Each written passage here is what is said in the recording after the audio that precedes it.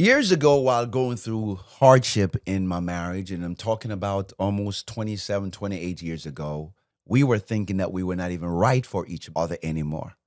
I remember reaching out to a close friend, someone that I respect and have high regards for. And while I was complaining and talking to him about what my wife and I were dealing with, he asked me a question. And this is the question that he asked. When was the last time you died for your spouse? I want to ask you this same question. When was the last time you died for your spouse? I am talking about dying to your own desires, your own agenda, your own pride, your own selfish, self centered ways. Because that's exactly who I was.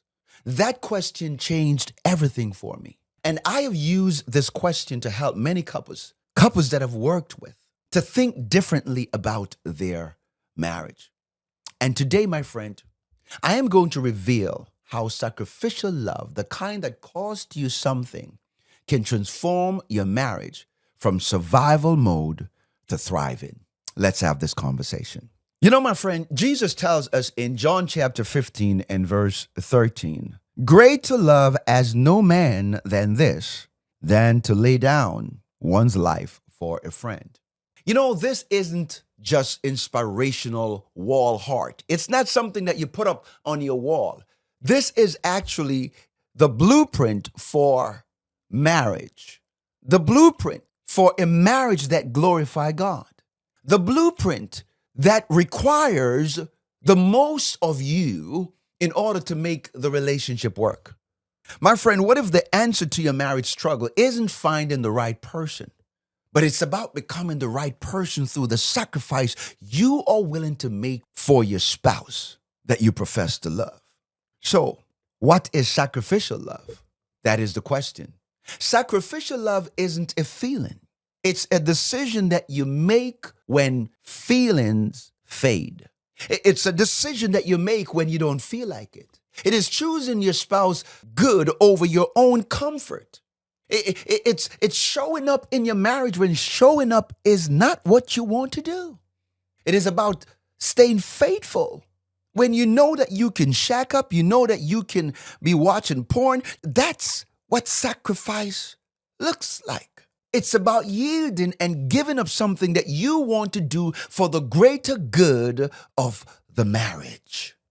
In Ephesians chapter 5 and verse 25, Paul reminds husbands that we are called to love our wives as Christ loved the church and gave himself for her. Christ didn't feel like dying on the cross. He chose to die out of love. In Ephesians chapter 5 and verse 22, it tells wives that you must submit to your own husband as unto the Lord.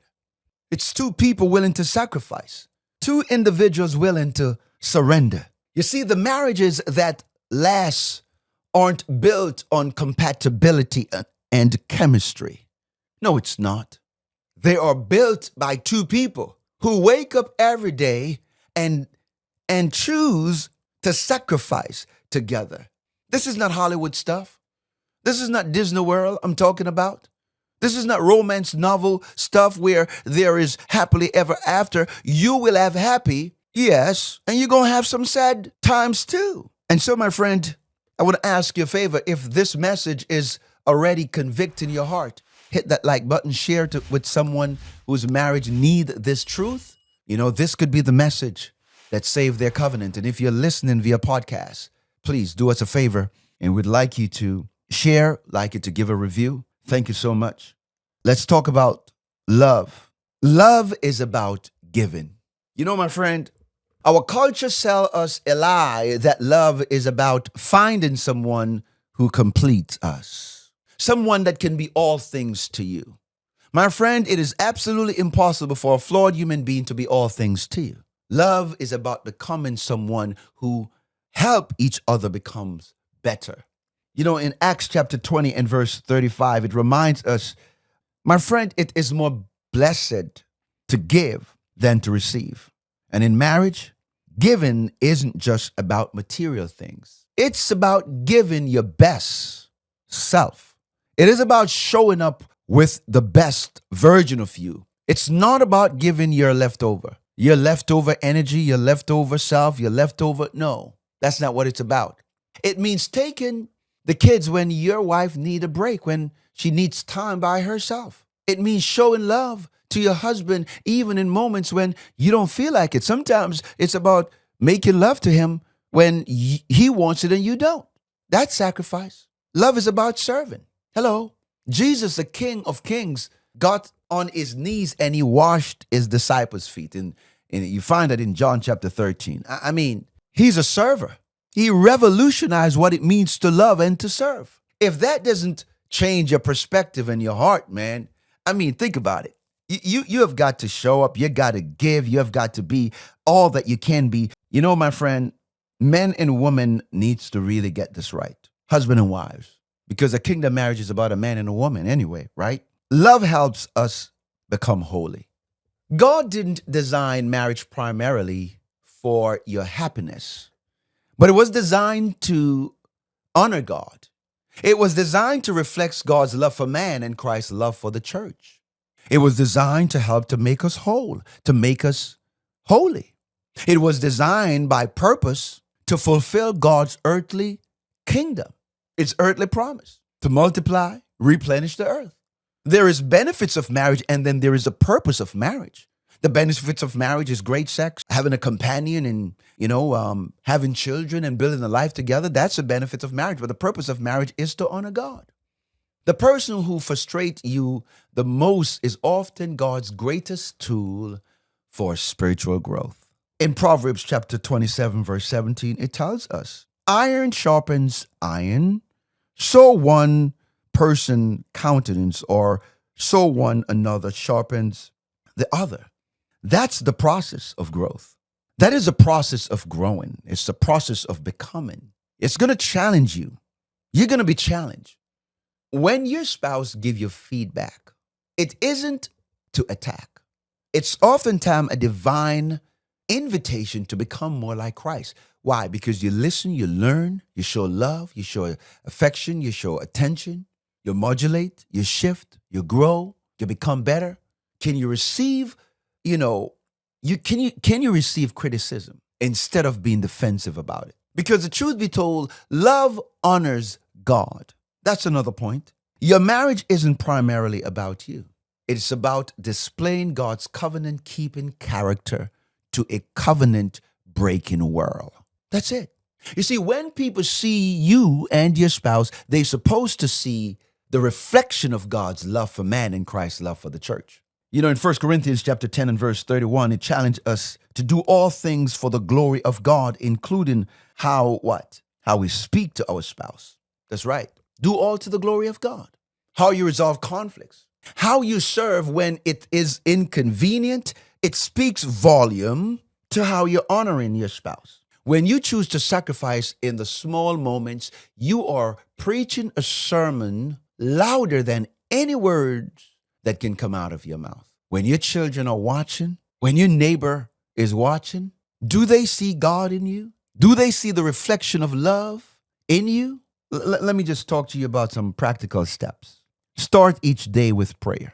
Yes, ask God to help you to die to yourself daily so that your marriage can live. Ooh. Die to yourself daily so that your marriage can live, so that your marriage can survive, so that your marriage can thrive. Create a secret service challenge.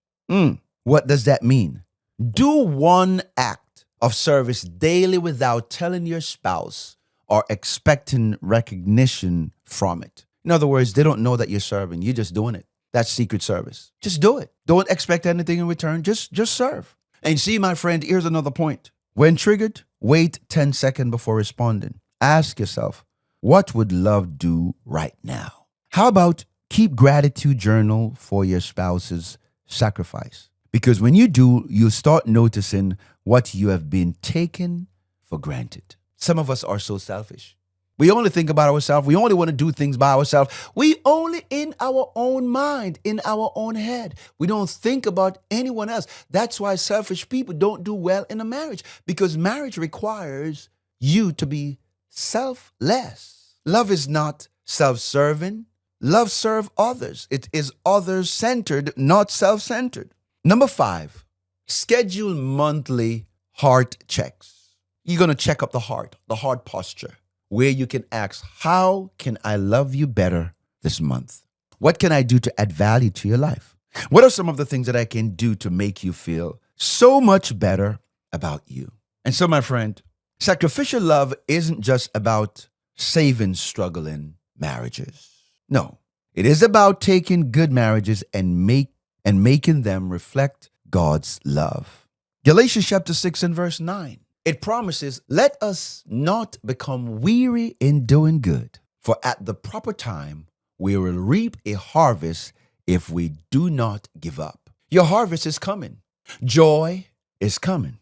Your purpose is coming. But you got to keep sowing love. You got to keep sowing sacrifice. You got to keep being there for your spouse, even when you don't feel like being there for them. That's what love requires. You give up your win so that your marriage can win. It is about going the extra mile. It is about showing sacrificial love. It is about doing the things that oftentimes is not easy to do, but you do it in love anyway. That, my friend, is what it's all about. And so that's it for this video. Thank you so much for watching. Thank you for sharing. Thank you for liking this video. And if you're watching it via the podcast, then hear me. I would like you to give it a 5-star, leave a review. Thank you so much. May God bless you. And I cannot wait to see you in the next one.